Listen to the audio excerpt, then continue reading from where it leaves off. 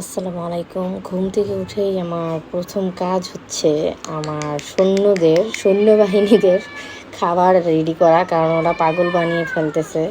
So ওরা বারান্দায় আসে, আমি ওদের সবসময় বারান্দাতেই খাবার দিই।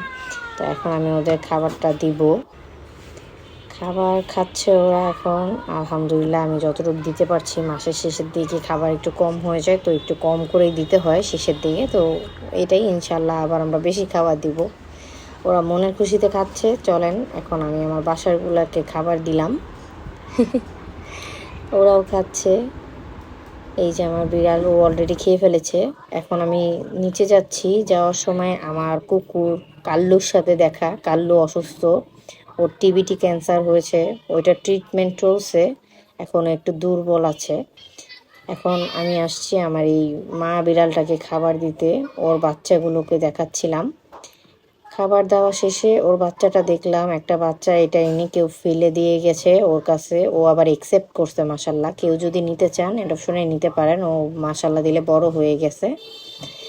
আমার সাথে যোগাযোগ করতে পারেন অ্যাডপশন নিতে চাইলে। বাসায় যাওয়ার পথে আমার কুকুর বল্টুর সাথে দেখা। ও হচ্ছে আমার কাল্লুর বাচ্চা।